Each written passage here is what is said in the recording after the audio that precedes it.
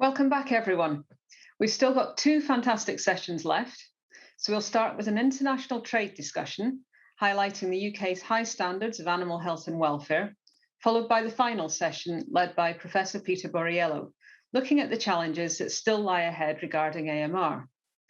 But before we get started, I wanted to take a moment to thank you all for your valuable contributions so far. There have been some excellent questions posed, and it's great to see such a high level of engagement.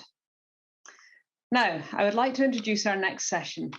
This is a panel discussion where we'll position the UK's efforts around responsible use of veterinary medicines and high health and welfare standards within the context of trade, both internationally and domestically, and within import and export supply chains.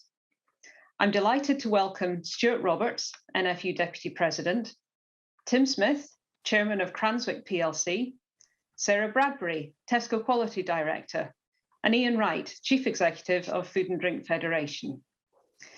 Now, before we start taking questions, I'd like to invite each of you to provide some opening comments on your views regarding the value of the UK's high health and welfare status as the UK seeks to develop and establish new parameters for imports and exports with countries around the world.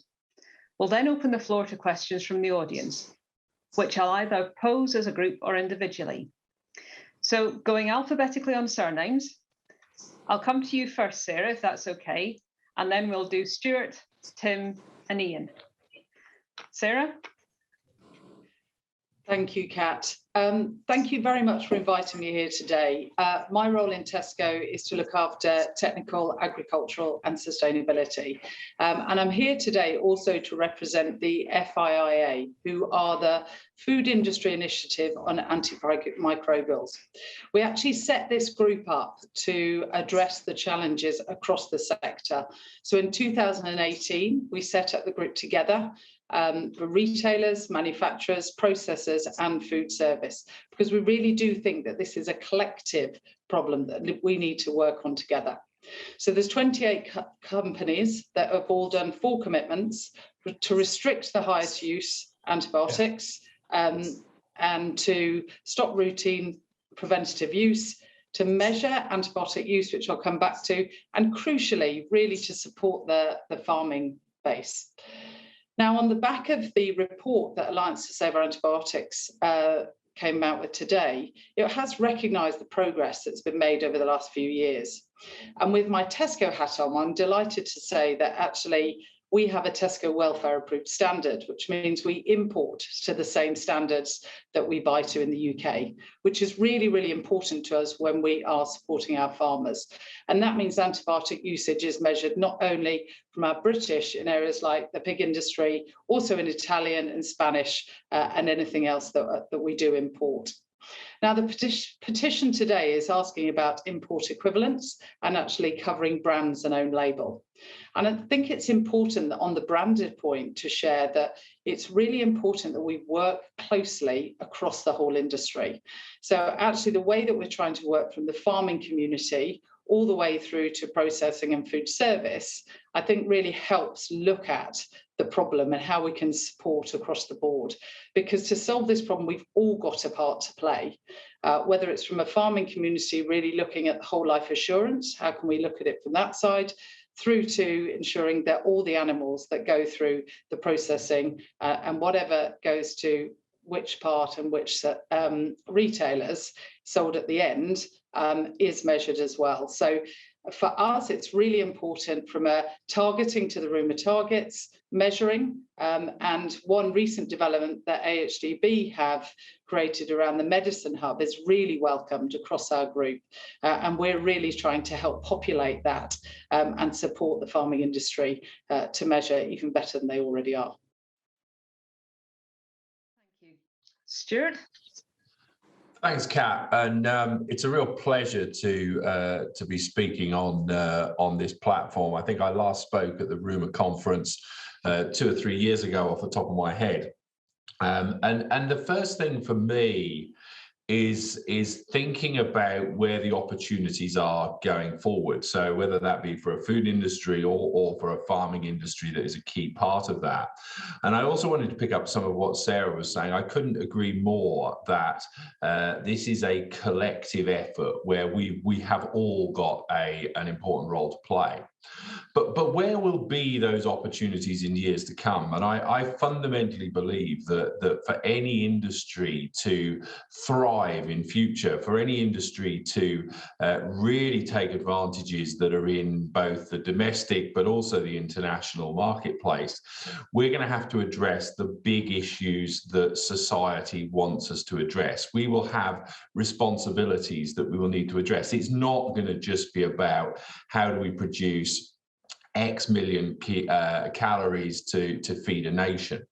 We're also going to have to do that in an environmentally conscious way. Anyone who was up at COP26 over the last couple of weeks, and I was very lucky to be up there last week, will know that in order to have a license to do business ultimately going forward, you've got to address those big environmental concerns.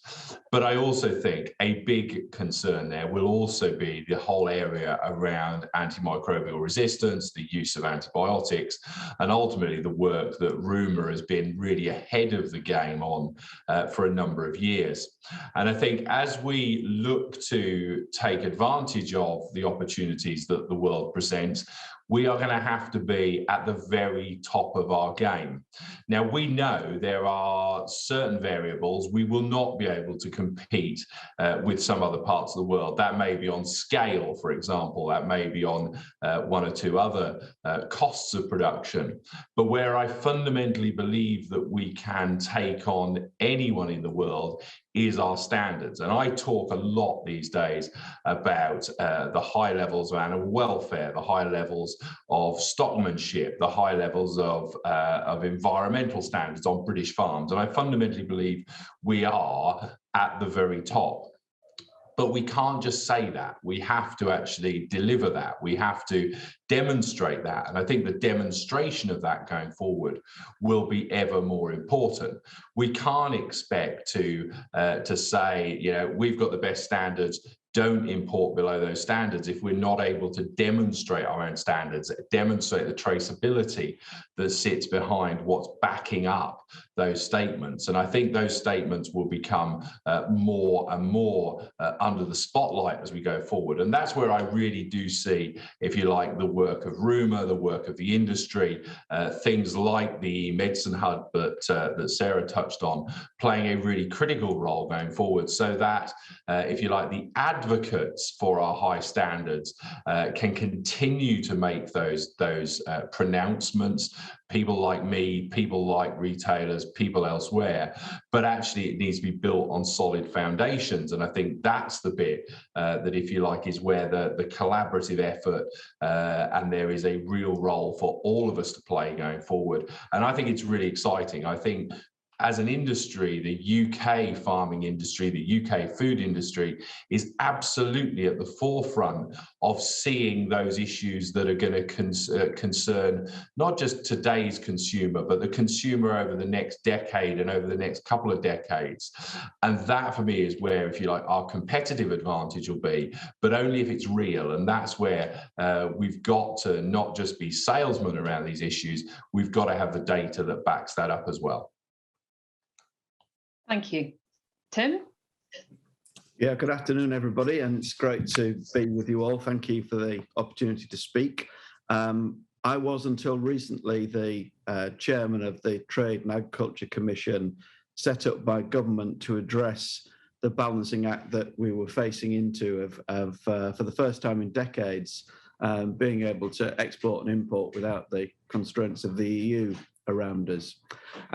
We produced a report some time ago now with 22 recommendations in it, and you'll be grateful to know I'm only going to talk about one, and that relates to the work that the industry had done on the reduction in AMRs, in complying with the WHO Global Action Plan. So we were building on and acknowledged that our members, and particularly those people who gave evidence to my commission, provided so ably. And that was thinking about the cooperation, the collaboration that had already happened within the industry, and the response to Jim O'Neill's report all those years ago, and we'd seen massive kind of reductions, as you will know, in the use of antibiotics in the farming industry, and in a spectacular way, because that involved very little, if any, by way of regulation. So we had noted the collaborative effect. We noticed the fact that everybody had stepped up and taken their responsibility. So wanted to build into our report a recommendation which effectively established a level playing field for those people who wanted to trade with the United Kingdom, but more particularly said, this is an area in which we appear to be leading in the agricultural world and in protecting consumers, and it's one that we should encourage government to go further. In responding to our report, which took government a little while to do, I'm happy to quote really what Anne-Marie Trevelyan, the new Secretary of State, said, and that was, "We will seek to include commitments on tackling AMR in the published negotiating objectives." So that's important. So before we set out, we had that as an objective of all our future independent trade agreements. And it talks then about the way that they might facilitate those through bilateral cooperation, gaining traction on recognition of those issues. But more importantly, we also suggested throughout the recommendations working with other international agencies, and you'll all be familiar with those, so I won't give you the long list. But essentially, we were going to use every opportunity, and the Minister agrees, to promote the work that had been done in such a collaborative way by this amazing sector that we're all so proud of. And I think the last thought I'd leave you with, which is this, that much of what's been achieved has been achieved on that voluntary basis by industry, to Stuart's point, setting standards, and to Sarah's good work within Tesco and all the other retailers are actually hitting those standards in a way that probably in 2016 we couldn't have imagined being able to make so much progress. So the challenge for us now is to make sure that having made that progress, that we don't have any backsliding, we don't allow that in any importing that we do, and more specifically, that we hold government's feet to the fire when it comes to sticking to the promises they're making and responding to the Trade and Agriculture Commission's report. Thank you, and I look forward to your questions. Thank you. And Ian. Well, thank you, Kat, and thank you for inviting me. And I feel a bit of a kind of fraud in an audience of such, with an audience of such great expertise and a panel of even more high-end experts. So I'm going to be very brief. I agree with more or less everything that's been said so far, and in particular, I think I want to pick up this point about the perfectly legitimate commercial exploitation on behalf of this country of our reputation for very high standards. And I think Stuart was right to add to the list stock management, the management of farms, and I would say the extremely high standards of presentation and that both manufacturers and retailers have in this country too, and that those standards for the most part are, if not the highest in the world, amongst the highest in the world, and very much the aspiration for many, many, many marketplaces.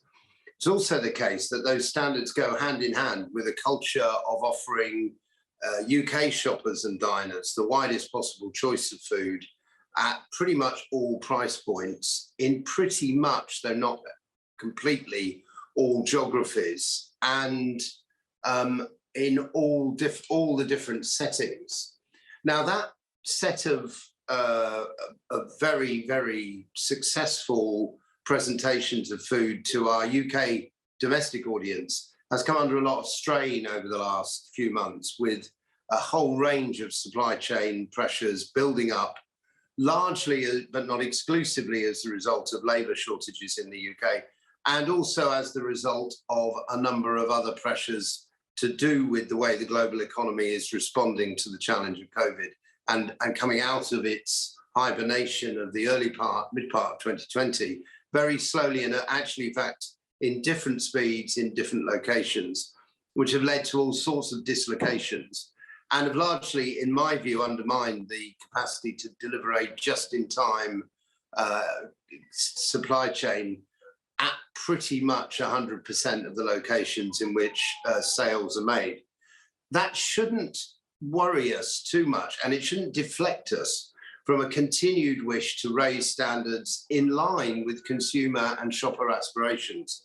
And I think it's important to remember as we have this conversation that this is a dynamic situation, so that shopper expectations, and I will talk about shoppers because they're the ones who buy stuff. Consumers are quite often relatively passive and will take what their individual shopper gives them. But the shoppers do have dynamic and changing expectations. For the most part, though not completely exclusively, those expectations continue to rise. But sometimes they trim their expectations to do with particular circumstances.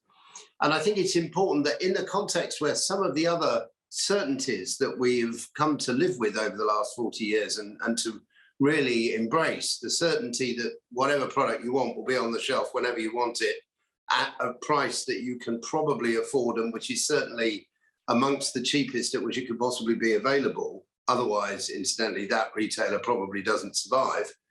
I think now we do have to recognise that shoppers, as they see those certainties begin to erode, may be temptable in the direction of other standards. And that will be a great shame, it seems to me. And that's why I think we need to be vigilant, as all three of my colleagues have said, about maintaining those standards. Because if we do, they are undoubtedly a huge piece of leverage that we can offer in global trade. And I was privileged and honoured to serve under Tim's chairing of the Trade and Agriculture Commission. I think the report that we wrote is a paean of praise to those standards. I'm a little bit concerned that the government's reaction is a little less evidently completely behind that report, but I trust that we will be able to lead them into supporting it in practical terms at all points and with all the recommendations we made. And if we can do that, then we have a great card to play in the international game of trade in food and drink. Kat, back to you. Thank you. So, okay, first of all, to the audience, please keep your questions coming. We are getting some coming in. It's easier if you put your name alongside it, because otherwise I just have a list of anonymous questions and it's quite hard sometimes to work out who's asking what. So please keep your questions coming. Sarah mentioned that the Alliance to Save Our Antibiotics have today launched a petition urging supermarkets to apply their rules for responsible use to all animal products sold in their stores. Now, this whole thing steers us nicely, I think, and some of the questions coming in are all about, you know, the parity and the equivalence of imports and exports and various standards coming in, you know, products coming into the country. So I'd like to just basically pose the question to all of you. Do you think we're presently doing enough to avoid importing problems? And, you know, kind of, do we also think that the UK government, there's a question come in, does the UK government's strong aims to achieve free trade agreements actually bring with it threats to the UK ambition and reputation on AMR? So I'll just throw that open to who wants to go first. Sarah, do you want to go first? Thank you. I think from a reputational perspective, we have to continue with this data collection. So we've made really good progress, but I think we can be stronger in our export stance if we continue to collect information, collect data, so that we can be more representative, especially in the livestock area across the board of the data that we use. But it clearly is a risk. And I think, as Tim said, it's important that we keep moving forward as businesses to keep capturing as much as we can. Okay. Who wants to come in next? Or I'll just pick on people. And you go, Tim. Yeah, look, it can only be fair if we impose the same standards that we've either, in this case, voluntarily adopted across the industry, or in other issues we've kind of regulated to achieve, that it can only be fair to have a level playing field, and that you can make a case for some divergence of standards because of geography or climate or whatever, but that you shouldn't allow any wriggle room for imported products to be produced to a lower quality standard than that for the United Kingdom. It's not fair to farmers, and it's not fair to shoppers and consumers. And it gives us a massive opportunity. I'm always going to turn these round, because if we've achieved what we have since Jim O'Neill's time or before, then that's a massive credit to the sector, a massive credit to poultry farmers, to pig farmers and others, that they've been able to achieve so much. So let's make the most of it and talk a little bit more about exporting some of that high quality food, whilst at the same time recognising that we do have to keep our eyes and ears open to make sure that we're not being legged up as an industry by importers who don't have the same costs and the same standards. We must make sure that that playing field is level. Stuart? Yeah, if I could just build a bit on that. And I think Tim's absolutely right to turn this into an opportunity. I think the reality is we probably haven't done a good enough job actually at saying this is the progress we have made. I think sometimes actually we're British. We don't like standing and shouting about our successes. We're very modest, or most of us are. And the reality is we need to demonstrate that. We need to shout about that. And that actually is then the platform at which we can then do exactly what Tim says, which is ensure that we don't end up in this unlevel playing field where product comes in that isn't to our standards. Now, I think you touched in the question, Kat, about government, and I think there is a big issue there. I think, the race to do free trade deals does have the potential to allow people, let's be honest, to allow them to export their consciences in some of these areas. But where I think actually the real, if you like, power and influence here sits with people like Sarah, because actually the consumer who is going into a Tesco store or any other store is buying into a set of values for which they think that brand stands for, and rightly so. And therefore, actually, the real damage that can be done if product is found to not be at our standards is actually done to those that present the product to the consumer. It isn't actually done to the politicians that sit behind all of this.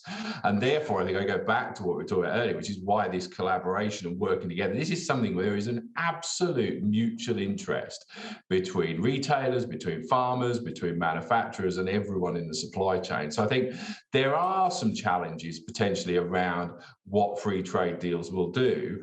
But for me, I go back 18 months to just before Tim kicked off his commission. We had over 1 million people sign a petition about protecting our standards. We know this is something that the UK consumer, and certainly as Ian would describe, the UK shopper is concerned about. And therefore, actually, we need to use that to our advantage. And that's where retailers will, I hope, use it to their advantage by talking about our high standards. But they have to do that in a way that they themselves will protect us from those imports, as well as whatever happens on the border from a legal perspective. Where I get more concerned actually is in some other parts potentially of the food supply chain, where there isn't as much transparency, there isn't as much visibility, there isn't as much, if you like, scrutiny on the supply chain. And there was a great phrase a few years ago, I think it might have been me and Tim that came up with it, I can't remember.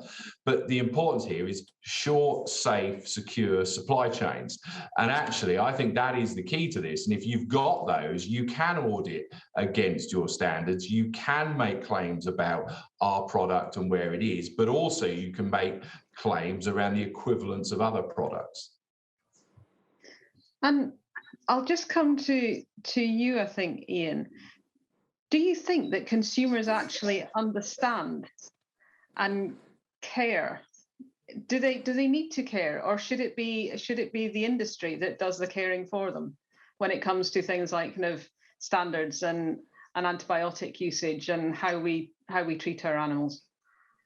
Well, I think they do care. Whether they always care enough to change their purchasing habits, versus, between any two manufacturers who are known to have different standards, or to have different approaches to animal welfare. Although, of course, a lot of that is extremely constrained by legislation anyway. Rightly so.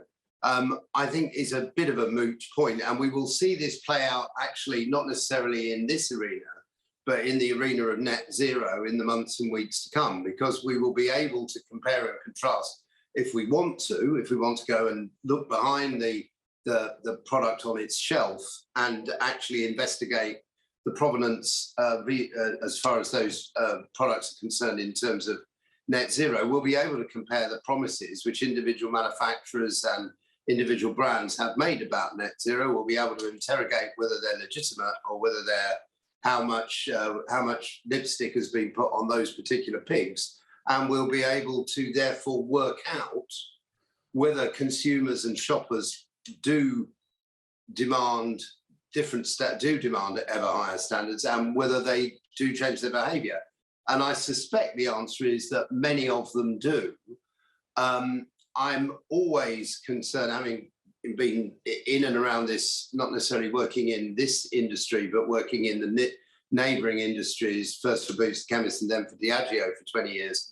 I'm always a bit concerned that when you get, this is why I do think it's an important distinction between shoppers and consumers, because I think consumers are more likely to give you an answer and a truthful one that they do care about this. And shoppers occasionally are,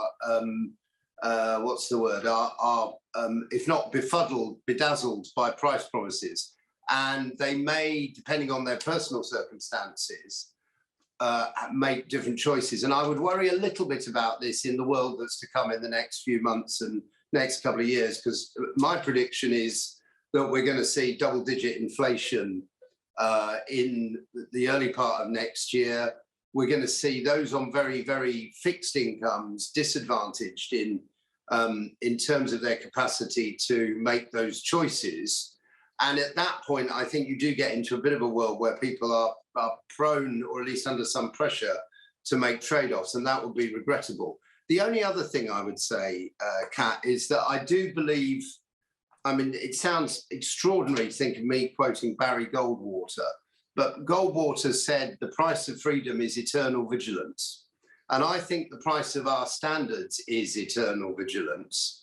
And it is very, very important that all those in authority, and I don't just mean government, I do mean government, but I mean others, and particularly those of us who are in leadership roles in manufacturers and in retailing and in farming, and in hospitality, incidentally, keep the pressure up. Because the moment you drop that vigilance is the moment that some things begin to erode. And in a high inflation economy, I think that the potential to do that is just a little bit more than I would like. And I'm probably, I don't want to comment on Tim's lengthy experience and career, but between us, Tim and I are probably a bit older than some of the others, both on the panel and on the call. And I remember the 1970s as a period of less than rigorous standards in certain circumstances. And I think we need, the last time we had really high inflation, and I think we need to be very, very careful that we don't return down that road. I don't know whether Tim agrees with that. Well, before I come to Tim, we've had a question from the floor. You started off your answer there, Ian, making a difference between a shopper and a consumer. And yeah. I've had a question, what's the difference between a shopper and a consumer? Well, the shopper's the one who does the shopping, pays the money, buys the product. Right. And the consumer is the person who actually consumes it, eats it, drinks it, uses it for cleaning or whatever. And the difference is that the shopper is the person who, in the end, makes the critical choice. So I can only give you an example from my previous life, because it's therefore safer than me talking about my current members.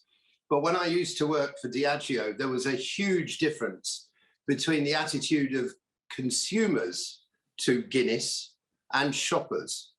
So consumers frequently demanded Guinness of the household shopper, and the shopper frequently didn't buy it because they personally didn't like the taste. But the other three people in the household did. But they got what was good for them, not the Guinness that was, of course, good for them.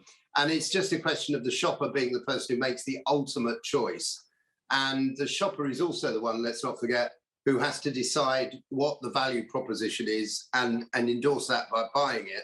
Whereas the consumer can often make all sorts of kind of demands of the person doing the shopping, but doesn't in the end pay the money over. Sarah's a much bigger expert on all of this than I am, but I think that's the essential difference. Okay, well, we've got a queue at the minute. So Tim, I'll come back to you and then I'll come to Sarah. Lovely. Look, I think Ian quite rightly makes the point about the sensitivities that pricing can cause. And if it's just that extra millisecond of reflection, then that is clearly going to matter. But what we've all got scars on our backs from on this panel are where issues have arisen which have damaged trust between the shopper, the consumer, and the manufacturer, farmer, grower. And we've all lived through the challenges that that quick reduction in trust causes. And so if we're thinking about the subject matter at hand, if we're thinking about antibiotics in the food world, then the things that we're doing, which are clearly putting us in the right place, can be so easily damaged by failures. And it only takes one investigative journalist to find high levels of something that shouldn't be there in a food to go outlet somewhere in the back of beyond for the whole of the industry to be damaged. So that kind of domino effect is something that we're all nervous about. So this collective responsibility that we've spoken about has to extend beyond the mainstream retailers, the discounters, the food to go brands that we're all very proud of, and into the world where it's slightly murkier, a bit grayer, who's controlling the standards, who's ensuring that the product is as traceable as it is in all of our mainstream lives. So the challenge for us is, as I think Stuart was kind of alluding to it, that in a supply chain that's short, in a supply chain where every component, these things tend to go right and trust is maintained. As soon as you start putting middlemen and those people who are taking an extra margin into the system, wherever that is in any food system, the risk of trust coming unpicked at the seams is fairly high. And what we've done with antibiotics in foodstuffs is done a tremendous job without recourse to standards. It would be a shame if we then had to impose standards simply because of the weakest. And I don't include importers and exporters in that. It's just a general point about the food system. Okay, thank you. Sarah? I thought it was just worth picking up on standards after what Stuart said, because I think for both customers and for shoppers, it is important that we have a unified front and one kind of message for them. So we're not very good at selling the positives. And actually, if you look at Red Tractor, it's better than anywhere else in the world. So how do we take that and build on that and take some of the voluntary things now and continue that journey to enhance it, but making sure customers really do know what they're buying when they are buying into British with the high standards that we've got. Okay. Sarah, while you're still there, we've had a particular question has come in for you, directly at you. How important is accurate data to help demonstrate our strong starting point and then improve? Well, that's a great question. Data for us is absolutely the starting point, and not just antibiotic use data, but welfare outcome measures as well. So really making sure for us that affordable, sustainable, healthy food across the board is delivered for customers. So I think the pig industry did a great job with the EMB. The medicine hub that's now been launched is a real opportunity to make sure we've got consistent data that we can then use. And most of our supply chains are mixed as well. So it does give one story across the board. Thank you. Stuart, I'm going to come to you for a question that we've had from the floor as well. What can our national environmental regulators do to help farmers achieve high environmental standards in combating AMR? Right. In which case, I just want to pick up first, if I can. I will come to that one, but I just wanted to pick up the point that Sarah was making on data, because I think it's really important, and I think it's also where the issue of antibiotic use has a huge advantage over some of those other things that the consumer is going to be concerned about. So when it comes to antibiotic use, actually, some of it, it is pretty easily measurable. You know, it is not difficult stuff. When I then start to talk to consumers about what are their other issues, you know, what are the other big issues, and we get into a discussion around net zero, or we get into a discussion around climate change, some of the measurements of that, particularly on farm, which is a biological process, some of that's really difficult. So I think actually, there should be no excuses whatsoever for not having really good data on this particular topic. We can then have discussions about how you might want similar data and transparency and rules around it for other consumer variables. But on this one, I think there should be no excuses. And it does give this issue, if you like, a big advantage over building that trust that Tim touched on, because it can be based on real evidence. In terms of what can regulators and others do, look, for me, I think there is probably a role for the regulator, but I actually think this is one where the regulator needs to steer well clear of, actually. I think, for me, the biggest, if you like, positive, the biggest outcome when it comes to the work that Ruma's done, when it comes to the work that all the parties who are in this panel have done, is we've just got on and done it ourselves. And I think actually we've been able to do it in a way that works for us. We've been able to do it in a way where we've built it from the ground up. We've taken ownership of it. And that's the we of all of us. That's not just farmers. That is everyone who's in that supply chain. And the other big party that isn't on this panel, which is the veterinary profession, who've also had a really important role to play here. So I think that there is a bit of me that thinks that there's always a role for an environmental regulator or someone else to play, possibly in terms of some of the transparency, possibly in terms of some of the rules around how we report things, for example. But actually, I'd rather we were in a world where the industry has looked at what today's society is saying are the big issues affecting them. We've come up with a plan to address those issues, either in a do more of it issue, or a do less of it, or do a more responsible approach to it. And then we just get on and do it. Now, possibly where there may be a role is, if you like, testing those claims. So when I stand up on a platform and say, I've got the highest animal welfare standards in the world, the highest antibiotic responsible use in the world, the highest environmental standards in the world, somebody will hold me to account for that. Now, some of that will be people like Sarah, because actually, if I'm making that claim, she wants to make that claim, she's going to want to make sure it's true. So I think there possibly is something around the rules, but I do think sometimes we're better off actually just taking ownership of these issues ourselves. And for me, the clue is in the first word of Ruma. It is responsible. You know, any industry to be successful going forward has got to be responsible. And responsible means you don't look to the regulator to solve your problems. You take ownership of those problems. And ultimately, what it also means is there should be no place in any industry or any sector of the economy for irresponsible. And therefore, I think it is about us taking ownership rather than looking for somebody else to do it or impose it on us. Okay. Right. We've had some questions come in. There's a couple that I'm going to kind of try and tweak and blend into one. So we've heard during the day that investment in the innovation for new pharmaceutical solutions is a recognised issue.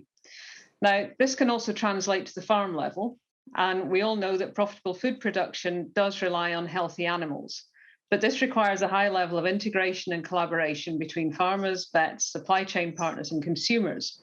So I'm quite keen to explore with the four of you what you think needs to be done to strengthen that linkage so that everyone wins, including our farm animals. And I'll maybe go with Tim first. I should thank you for being given the opportunity to go first. But the whole of the food sector, and I'm sitting in front of my Cranswick banner here, so let me put my Cranswick hat on. Our thinking when we're developing a product for sale in a Tesco or Sainsbury, one of the major retailers, involves the whole supply chain. There's no point at which even the chef who's doing the first bit of innovation thinks, I'm just going to buy ingredient X, Y, and Z and blend it. The whole process involves a series of decisions and gateways that go all the way back to the sourcing of the animal feed for the animal concerned in the production of that food stuff. And every part of that chain has to work without dislocation. And if you think about what's happened in the last 18 months, the risks, and think about the pandemic, the risks to the supply chain were enormous. And any pandemic planning over the last 20 or 30 years would have had fistfights in supermarkets because we were going to be short of food as a kind of normal base case. And yet, because the industry is so well aligned and so well tuned to each other's needs and takes responsibility, collective responsibility, so seriously, the chef who's innovating a new product and the ministers responsible for ensuring that food continued to flow during the pandemic have got the same opportunity to use that end-to-end.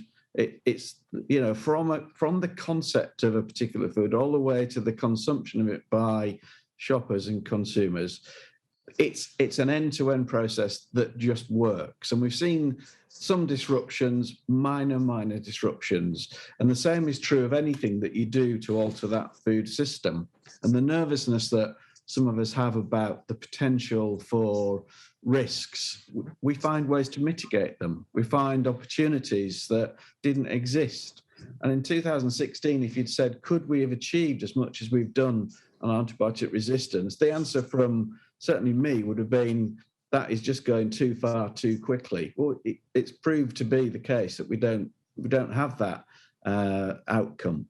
And if you think about the view of a regulator, why are the regulators not involved? Because there's been no market failure, because nothing's gone wrong, because everybody's worked together. And it all sounds a bit Pollyanna-ish, but it isn't. It's because we've all got a collective business case that means that that's the best way of doing business. And, you know, let's thank Don Curry for coming up with the concept of cooperation and collaboration all those years ago. It works. And that is why the answer to this question is the same as it would be to anything as serious as the pandemic. We will find a way to do this together.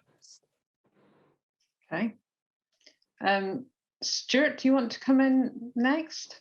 You might want to add in as well. We've had a direct question come in as well, which I think is absolutely your bag. A lot of livestock farms aren't profitable without government support.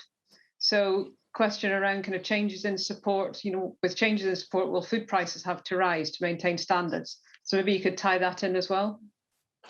Okay, so look, the first question, I don't disagree with Tim at all. I think Tim's probably answered it really well. I think it was interesting. I was talking at, I think it was last week, Kat, I was talking at the BVA Congress, and actually a very similar question came up about vets. And the reality is, we've got to work in a different way going forward. We've got to look at the problems. We've got to look at how we could each solve them. And we all bring something different to that party. So for me, with a vet, it's now the relationship I have with my vet is not phoning them up when I've got a problem with an animal. It's sitting down with them in advance to think about what can I do with my herd. Now, not always because I want to fix a health problem, but because actually by getting it right, I can improve the growth rate of that animal. I can improve the performance of that animal. And I think one of the things that we often look at is, how can we improve area X? Okay, it doesn't matter what area X is, but how can we improve area X when margins are so tight? When actually in a lot of these areas, and this is probably more relevant to climate change actually than anything at the moment, by doing the right thing for the climate, by using resources more efficiently, I am also improving my economic performance.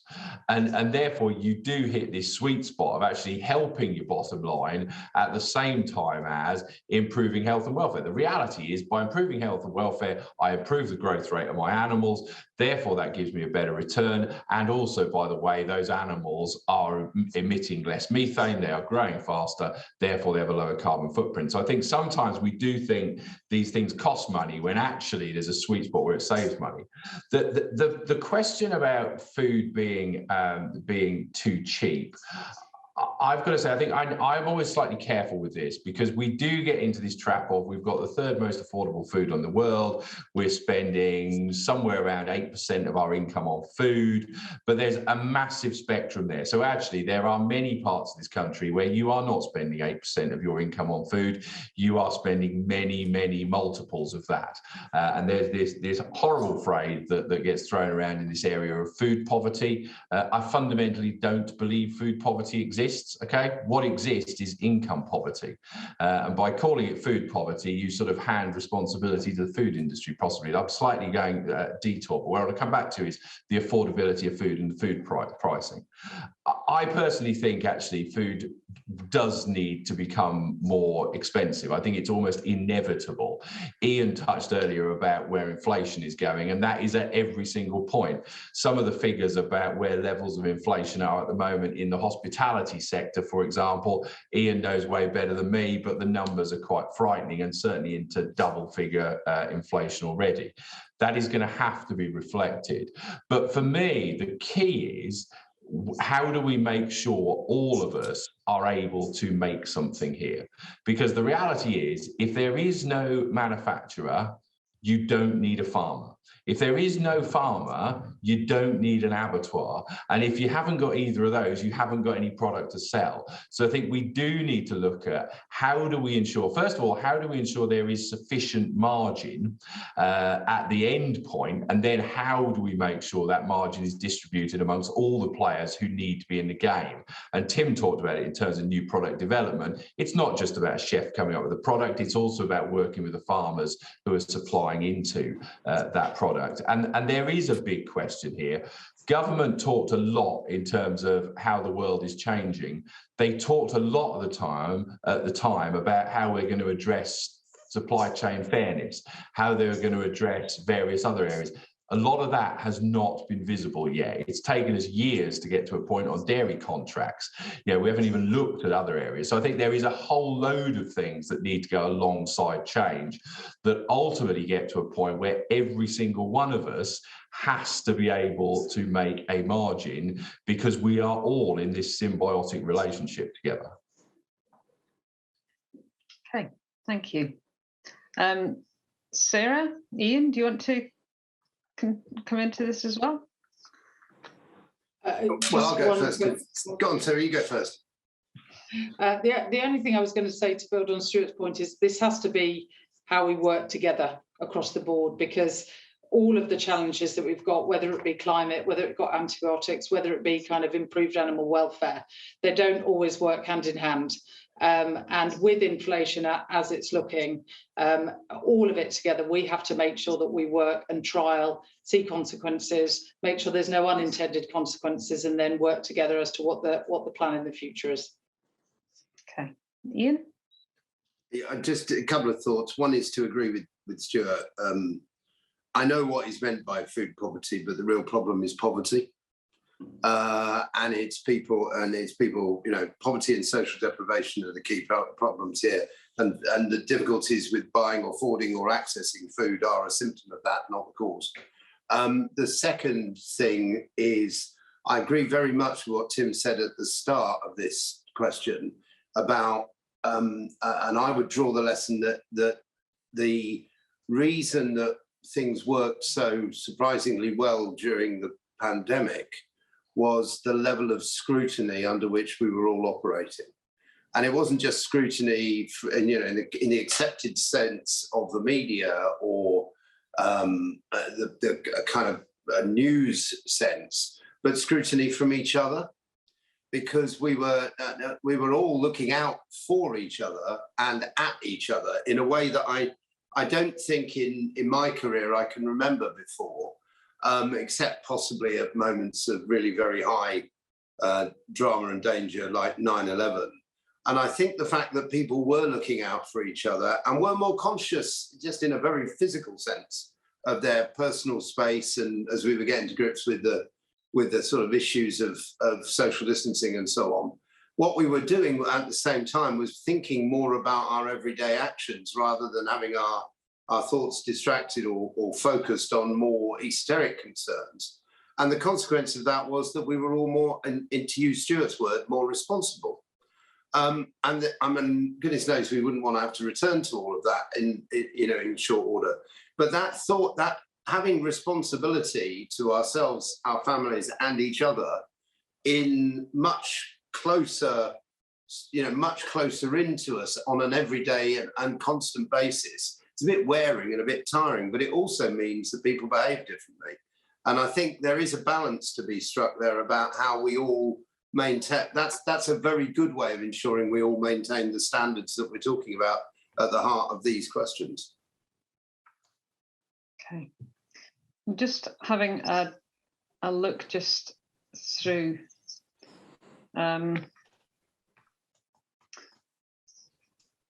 I think we've probably got a fair number of the audience's questions answered. So I'm actually just wondering if each of you could maybe sum up what you think Ruma needs to do next. We've tackled the low-hanging fruit. We're now looking very much at either trying to maintain our, kind of our levels, sustainable point, collecting data. But I'm just wondering, as I say, what would you recommend Ruma should be doing next? In terms of going forward, where do you think the challenges for us are? And I'll just go round the screen as I see it. So Stuart, I'll come to you first, please. So the first thing for me, I think we need to do more of the same, Kat, but I also think we need to celebrate success. I think we need to be better at articulating the progress that we have made, because it is, as Tim said, if we'd said this at the start, we wouldn't have believed the progress that we have made. So I would say that. I would also say, actually, there's a separate question I've got, which is what can the rest of us do in light of Ruma? And that is actually, I think there will be other issues on the horizon where we need to learn how Ruma has achieved what it has and look at whether some of those, that model, that principle is applicable to some of the other big challenges that we're facing into going forward. But more of the same, Kat, and just keep challenging everyone in the supply chain. Okay, thank you. Tim?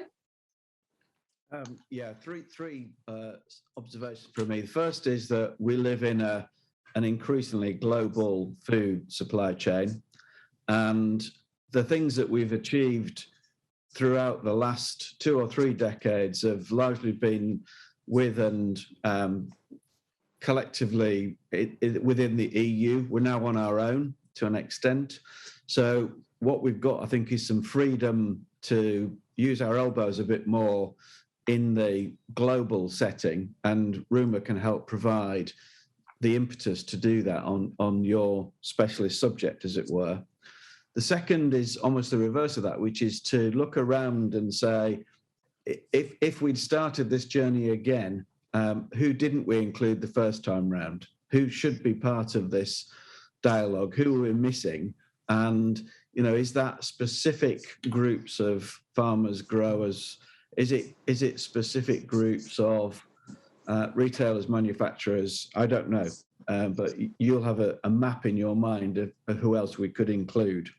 And the third thing, which is inevitable in an organisation as it gets larger and more effective and a little bit better known, is avoid bureaucracy. Try not to get dragged into the detailed kind of machinations of that all the rest of us have to face in daily. So keep being accountable and keep being effective, but try to avoid administration. Okay, happy to take that one on board. Sarah. So I don't have very much to add, really, but I think, look, more industry collaboration. I think we just need to keep building on that. Less individual action and more kind of working together. Yeah, I think the targets are clear for everybody, but the solutions are going to become more complex. So I think as we move forward with the other challenges we're facing environmentally, how do we take measurement to the next level and then support the farming community around reviewing the measurement? Who can do that more than today? Because it's not necessarily at my end that needs to review. I think it's supporting farmers, especially as solutions get more and more complex. Okay, and Ian? Well, I've got 3 or 4 points. One is I agree entirely about illustrating success, at least pointing to where, not necessarily in a chest beating way, but pointing to where things have been successful and learning the lessons from those successes, which will almost always be about clarity of communication and collaboration. And I can't stress enough how much I think collaboration up and down the supply chain between farmers and growers, manufacturers, producers, retailers, and the rest of the end chain. So, hospitality, contract catering, food to go. Tim made a very important point about it's ever so easy for trust to be eroded by the actions of a kebab shop in Wigan, rather than a major retailer in central London, or it's always the outlier who is the danger here. And I'm not suggesting anything, by the way, about kebab shops in Wigan. I've had some great experiences in them on many occasions, as my own personal obesity crisis illustrates. But I also would say that scrutiny is the friend of all of this. The more scrutiny we offer to each other, the more transparency we offer to each other, the more likely success is. And my final point would be about adapting to the changing nature of the world in which we live. And this is Tim's point. We're outside the EU. That offers freedom, but it's also scary. And we don't have quite the level of collective action. We're in a world, we haven't had inflation in our lives since some in the 90s, but the really bad stuff was in the late 70s. I hope we're not, but we may be heading in that direction. It is a different kind of world, and we need to learn the lessons from that time, and we need to make sure we're ready for that, because it does scramble the senses, and it's a bit like having the sat nav suddenly disappear on the A14 because it hasn't taken account of the new road, and suddenly you're left in the middle of nowhere with no systems to tell you which way to go and how fast and how far you have to go. And I think inflation will be like that if we're not very careful, and I hope the government takes it seriously. But the final thing is just to be confident, because of the success that's been achieved so far and the standards the country has. I think there's every reason to assume that we will be able to maintain them as long as we continue to be as rigorous as we have been so far. Okay, thank you. I think there's one final question that just came in. So I think we can ask it. Food labelling. Is there a place for it in terms of this debate? I'm going to go to Sarah and ask Sarah, what do you think about food labelling? I think that there's lots of debates around food labelling going on. I think we will eventually need sustainability food labelling. We know that health labelling has had a place, but we've got to be really careful. And Tim will come on to the discussions at the Trade and Agricultural Commission, because I don't think you can put antibiotics on its own. I think there's welfare, there's antibiotics, there's health, there's sustainability. If we're not careful, we end up confusing consumers. So I think it's for us to make sure we have the right standards in place that cover all of it, and then to share with consumers in a way that they can digest if they want to, which probably isn't with 15 different labels on the front of the pack. So I think there's a role, transparency, information, the right standards, but we've got to be quite careful where we end up with it. Okay. Tim, do you want to come in, or is there anything? I can offer a couple of observations to build on what Sarah's said.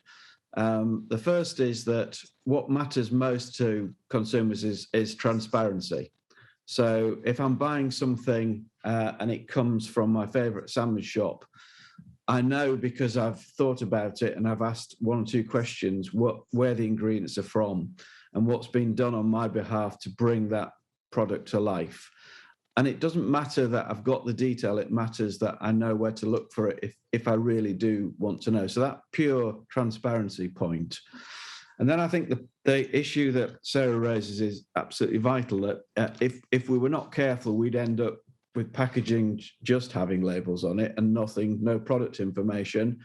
And I think back to an example in Denmark when they decided it would be a good idea to label their chicken Campylobacter free.